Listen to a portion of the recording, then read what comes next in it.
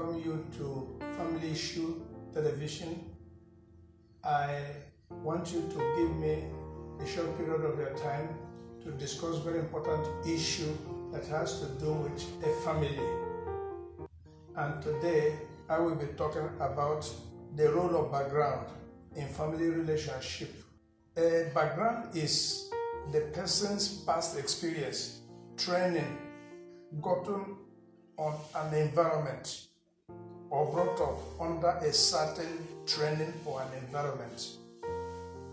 Family is a background. Place of work is a background. Business center is a background.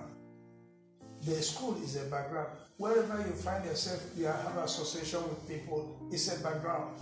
So these backgrounds have a way of having influence in your way of life, in people's decision, in people's training. It forms a part of people's life, behavior, and training. So society is a training ground. It has a background. And anywhere, the church, your worship place, your school, your family, they all form a background. Your place of work, your business place form background. And it has a way of affecting your life, your decision, your way of doing things in life. And wherever you are trained has a way of being a part of your family life, your upbringing manifests itself in your relationship one way or the other. And people must know this and understand it. Without understanding the influence of your background in your marriage or family relationship, your spouse is bound to have a problem with you. So it is very, very important. A person's brought up or behavior will manifest in his way of life. You can't wash it away. You can't wash it away. It affects people's decision. It manifests in people's decision. A lawyer looks at things differently because he was trained in legal profession. A doctor, they said, looks at things differently. An engineer looks at things differently. A pastor looks at things differently.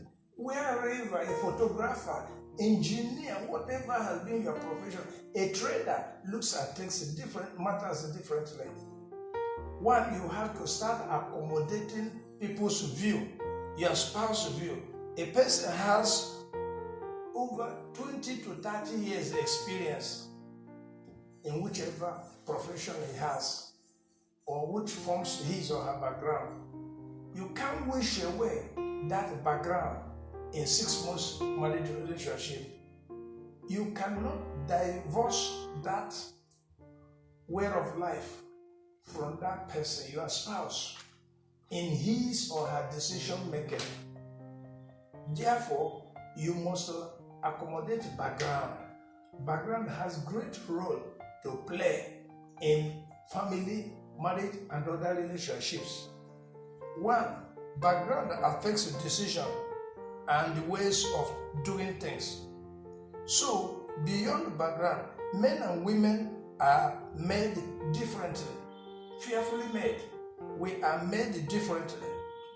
A man who married a nurse should know that nurses look at things differently. A lawyer who marries an engineer must know that an engineer looks at things differently and a lawyer looks at things differently. The Bible said, it said, husband, dwell with your wives with knowledge. Dwell with them so that you don't have difficulties. Except people learn to appreciate and accommodate other people's viewpoints, which is so much time based on their background, family background, professional background, economic, social background, and so many other backgrounds. Therefore, when the background differences show up in relationship, one has to be very, very careful how to manage background in relationship. Number one, be patient with your spouse. Be very, very, very patient with your spouse. Work towards that. Hold your temper. Create room for patience. Number two, start adjusting from your own end. When you notice that you are having challenges in your relationship with your spouse, either because your spouse is not looking at issues the way you are looking at issues, is not seeing things the way you are seeing, is not putting the same lenses to see matters the way you are seeing it. All you have to do, don't make case, don't fight over it, start adjusting. Life is all about adjustment. Start adjusting from your own end. Because if you want to change your spouse who has had a background that spanned up to 15, 20, 30 or 40 years, you want to change it in 6 months, you will run into problem. It will be resisted. Not only being resisted, it will be difficult. You can't bend such a spouse, but you have to adjust from your own end. And also, begin with a suggestion, not a command. Whenever you are looking for a change, whenever you are looking for a way of winning argument, whenever you are looking for a way of winning your spouse to yourself, to your own viewpoint, begin with suggestions. Don't command. If you begin with a command, you are going to be resisted. Your wife will resist you. Your husband will resist you. The ego will come up. Men have ego. Women also have ego. Everybody wants to protect his or her ego. But the soft word turns away wrath. Soft word suggestion. Begin with the suggestion. You win the war. You win the matter. You win the argument. You get the person to yourself. Be ready to make sacrifices. You must be ready to sacrifice in your relationship. Not just ordinary relationship, but marriage relationship. It's all about your home. It's all about your family. It's about your children. It's about your household. It's about your name. Your name is involved. Your wife has allowed her name to be swallowed by your own name. And the most prominent name is your name. And your wife has made a lot of sacrifice by surrendering her name, her family ties, and so many other things to be involved to you. Therefore, everybody must make sacrifice. The man must make sacrifice. And no sacrifice is too big to sustain marriage relationship. No sacrifice is too big. Go ahead and make sacrifice.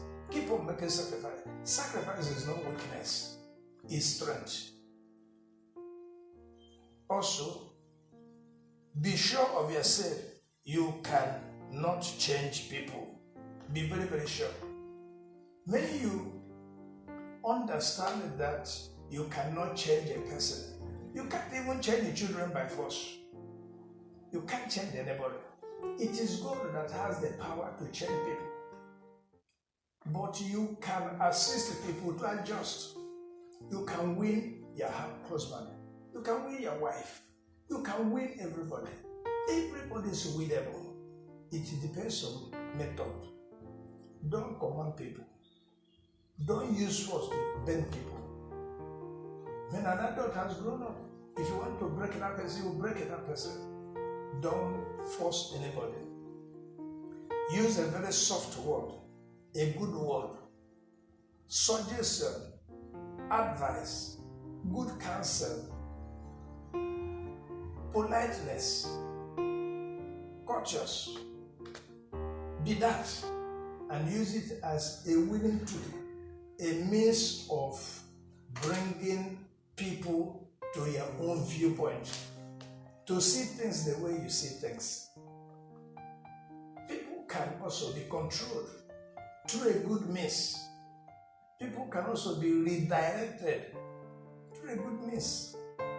But your approach, when it becomes very, very hard, when you want to use power to change people, those who want to change will resist it. So be sure you can't change people. It's only God that can change people. But you can help people to do better can help people to grow, to see things the way you see things, to see things a more matured way. You can help people. Do that today and you will be a happy person. Start praying for people too. Pray for your spouse. There is nothing that prayer cannot do. Prayer is powerful. When you talk about prayer, it depends on who you're praying to. Everybody prays. Pagans pray. Muslims pray. Hindus pray. Christians pray. Everybody prays.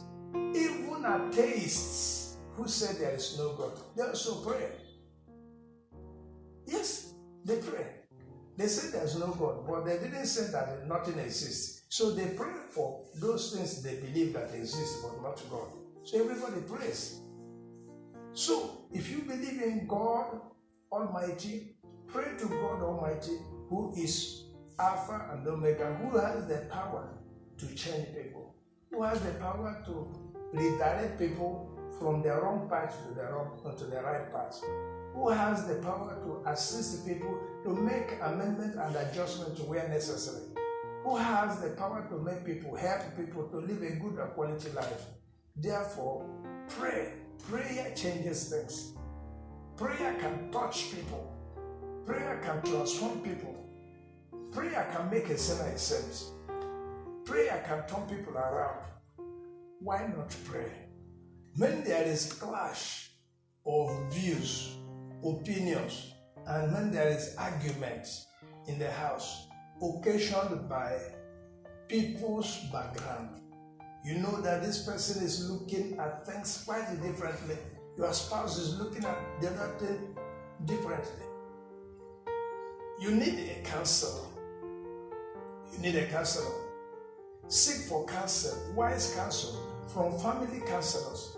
All over the world, you can always get them who will assist you to give you counsel, mature counsel that will help you to continue enjoying the bliss of your marriage.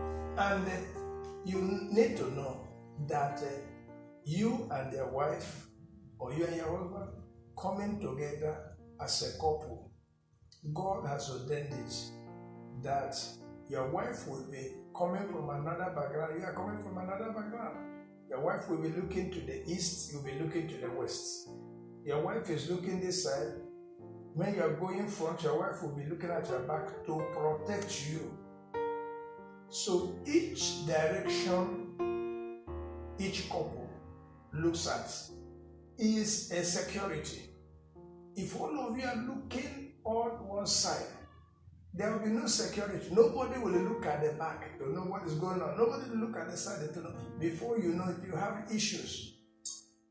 So you need somebody to be helping you to guide your focus by also protecting you from distractions. Each time your spouse is bringing another side of the matter, please carefully listen. Don't make it. Because each side, you need to look at matters holistically before you come up with a decision. Don't throw away wise counsel. Don't fight counsel. Don't oppose anything called argument that is coming from the other side. Different opinion. Don't oppose different opinion. Wherever there is no another opinion, another side of the matter, you make mistakes. Before you know it, you run into trouble. So, go to a counselor, family counselor, who will give you mature advice over the whole issue. Who will be also critical in the whole matter. Who will give you an honest assessment. As you do this today, as you keep on accepting the background you find yourself and adjusting and making room for such adjustment, may God bless you.